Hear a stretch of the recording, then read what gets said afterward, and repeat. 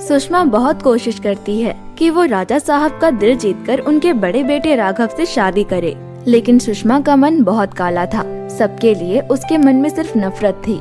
लेकिन उसकी बहन रेखा बहुत ही सुंदर, सुशील और संस्कारी थी। वो सबकी मदद किया करती थी। तुम्हें दिखाई नहीं दे रहा? यहाँ मेरे कपड़े हैं और तुम इन पर चढ़ी जा रही हो। नौकरानी हो, अपनी औकात मत भूलो। मालकिन माफ करना, गलती हो गई। सुषमा, ये तुम क्या कर रही हो?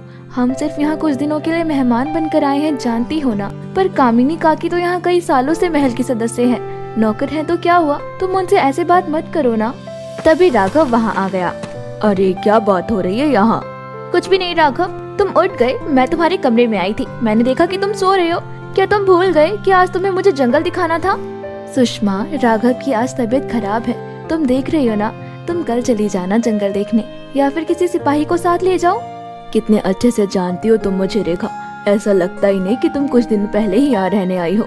चलो मेरे कमरे में चलो, तुम्हें कुछ दिखाना है। उस दिन राघव की तबीयत बहुत खराब थी। उसके बाद रेखा राघव के साथ चली गई। ये सब देखकर सुषमा को बहुत गुस्सा आया। तुम यहाँ खड़ी खड़ी क्या देख रही हो, नौकरानी कहीं की, जाओ अपना काम करो। उसके बाद नौकरानी वहाँ से चली गई। सुषमा राघव को पाना चाहती थी, क्योंकि वो विशाल साम्राज्य की महारानी बनना चाहती थी, और ये केवल राघव से शादी करने के बाद ही हो सकता था। सुषमा अकेले ही गांव में निकल पड़ी। उसने गांव भर में चारू जादूगरनी का नाम बहुत सुना था। लोग उस जादूगरनी को देखना भी पसंद नहीं करते थे, पर सुषमा ने कुछ भी करके जादूगरनी को ढूंढ निकाला। कहो, क्या मांगने आई हो मेरे पास? मैं यहाँ अपनी बहन के लिए बहुत बुरा मांगने आई हूँ। वो हमेशा से मेरी खुशियों के बीच में आती रही, बचपन से ही माँ और पिताजी की लाडली, और मुझे कोई नहीं पूछता था। इस राज्य में आकर जब मैंने राघव को देखा तो मुझे लगा कि अब मेरी खुशियाँ मुझे मिल जाएंगी, पर वो रेखा फिर से बीच में आ गई। मैं समझ गई कि तुम्हें क्या चाहिए। तुम्हारा काम हो जाएगा, लेकिन बदले में मैं तुमसे तुम्हारी कीमती चीज छीन लूंगी। मेरे पास तो कोई ऐसी कीमती चीज है ही नहीं जो ये जादूगरनी छीन सके।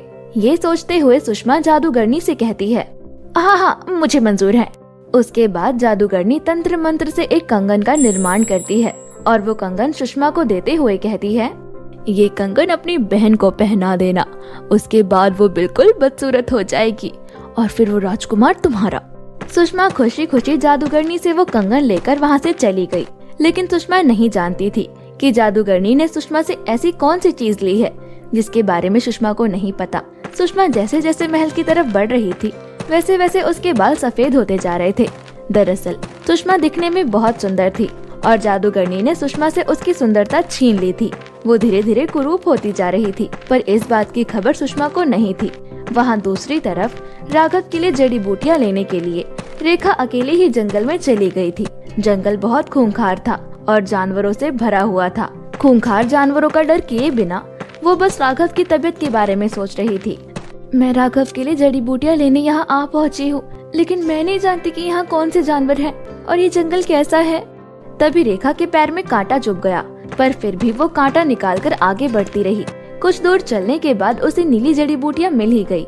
हाँ, मेरा काम अब हो गया, अब मैं फटाफट यहाँ से चली जाती हूँ। कि तभी रेखा ने किसी के चिल्लाने की आवाज सुनी और फिर से जंगल में जाने का फैसला किया। मुझे डर तो बहुत लग रहा है, लेकिन आवाज सुनकर लगा कि कोई दर्द से तड़प रहा है, उसे मेरी जरूरत है। उसके बाद रेखा फौरन जंगल के अंदर चली गई। रेखा हर तरफ ढूंढती है, तभी उसकी नजर पेड़ से लटकी हुई एक परी पर गई। उसके पंख बुरी तरह पेड़ों में फंसे हुए थे। अरे नहीं, ये क्या हो गया? आप तो बुरी तरह फंस गई हो। रुको, मैं आपकी मदद करती हूँ। उसके बाद रेखा फौरन पेड़ पर चढ़ने की कोशिश करती है, और जैसे तैसे करके परी को वो छुड़वा ही लेती है। अब मुझे अच्छा महसूस हो रहा है। दरअसल मेरा नाम सिंड्रेला है, और मैं इस जंगल में प्रवेश करना चाहती थी, तभी मेरे पंख इन पेड़ों में फंस गए। अगर तुम ना आती तो मेरा ना जाने क्या होता। तुम्हारा बहुत बहुत शुक्रिया। अरे शुक्रिया की कोई बात नहीं है, आप तो बहुत सुंदर हो। अपना ख्याल रखना, अब मैं चलती हूँ। इसके बदले मुझे तुम्हें कुछ देना चाहिए, वरना मुझे लगेगा कि तुम्हारा एहसान मैं नहीं चुका पाई। अरे इसकी कोई जरूरत नहीं है, मैंने कोई एहसान नहीं किया आप पर। तभी सिंड्रेला अपनी शक्तियों से वहाँ पर एक जादुई लहंगा प्रकट करती है। वाओ, ये लहंगा तो बहुत सुंदर लग रहा है। तुमने सही कहा, ये मेरा लहंगा है, और क्योंकि तुमने मेरी इतनी बड़ी मदद की है तो इसके बदले मैं तुम्हें ये लहंगा देती हूँ। मना मत करना, वरना मेरे दिल पर एक बोझ रहेगा। अब आप इतना कह रही है तो मैं इसे ले ही लेती हूँ। आपका बहुत बहुत धन्यवाद। रेखा फौरन जड़ी बूटी और सिंड्रेला का लहंगा लेकर महल पहुंची। उसने फौरन जड़ी बूटी वैद्य जी को दे दी। वैद्य जी ने उसे फौरन पीसकर राघव को खिला दिया, जिससे राघव को होश आ गया। इतने में ही सुषमा भी वहाँ आ पहुँची। अरे, मुझे महल से गए हुए कुछ समय क्या हुआ? महल की तो काया ही पलट गई। और ये क्या, राघव की इतनी सारी तबीयत खराब है और किसी ने मुझे बताया भी नहीं। सुषमा, अब मैं बिल्कुल ठीक हूँ। ये सब तुम्हारी बहन की वजह से हुआ। दरअसल मुझे एक गंभीर बीमारी थी और जिस जंगल से अभी तुम्हारी बहन ये जड़ी बूटियाँ लेकर आ रही है वो बहुत खतरनाक है। इतना कि वहाँ सिपाही भी जाने से डरते हैं। लेकिन तुम्हारी बहन निडर होकर वहाँ गई और मेरे लिए जड़ी बूटियाँ लेकर आई। रेखा, तुम्हारा बहुत बहुत शुक्रिया। ये तो मेरा फर्ज था। अभी भी रेखा के हाथ में सिंड्रेला का वो लहंगा था, लेकिन कोई भी इस बात पर ध्यान नहीं देता। तभी सुषमा भी वो कंगन रेखा को देते हुए बोली, अब मेरी प्यारी बहन है ही इतनी अच्छी, मैं भी अपनी प्यारी बहन के लिए एक तोहफा लेकर आई हूँ। अरे सुषमा, तेरी तबीयत तो ठीक है ना? कहीं तुझे बुखार तो नहीं हो गया? तू और मेरे लिए तोहफा? ला दिखा क्या लाई है मेरी बहन मेरे लिए। इसके बाद रेखा सुषमा के हाथ से वो कंगन लेकर पहन लेती है। ये कंगन तो बहुत सुंदर है, थैंक यू सो मच मेरी प्यारी बहन। लेकिन सुषमा देखती है कि कंगन पहनने के बाद भी रेखा को कुछ नहीं हुआ, बल्कि सुषमा ही अब और भी ज्यादा बुजुर्ग होती जा रही थी। ये तुम्हारे चेहरे को क्या हो रहा है सुषमा? ऐसा लग रहा है कि तुम अचानक से 80 साल की हो गई हो। वो सब तो ठीक है, लेकिन इस रेखा पर अभी तक कंगन का असर क्यों नहीं हुआ? ला दिखा, कहीं ये कंगन दूसरा तो नहीं? उसके बाद सुषमा अपनी बहन के हाथ से कंगन उतारकर खुद पहन लेती है और ऐसा करते ही उसके कमर में जोर से दर्द शुरू हो गया और उसके सारे बाल तेजी से सफेद हो गए। उसके चेहरे पर झुर्रियां आ गई। हाय, मेरी कमर टूट गई। वैद्य जी वहाँ मौजूद थे। वैद्य जी फौरन उसे दवा देते हैं। सभी ये देखकर बहुत हैरान थे कि अचानक से सुषमा इतनी बुजुर्ग कैसे हो गई। दाल में कुछ काला लगता है। मैं तभी सोच रही थी कि मेरी बहन को मुझ पर इतना प्यार कब से आने लगा। सच बताओ, क्या है सच?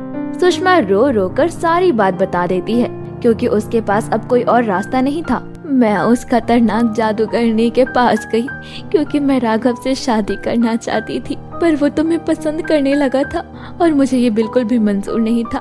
उस जादूगरनी ने मुझे ये जादुई कंगन दिया और कहा कि इसे तुम्हें पहनाते ही तुम बुजुर्ग हो जाओगी, पर उसने मुझे धोखा दिया और मेरी ही सुंदरता छीन ली।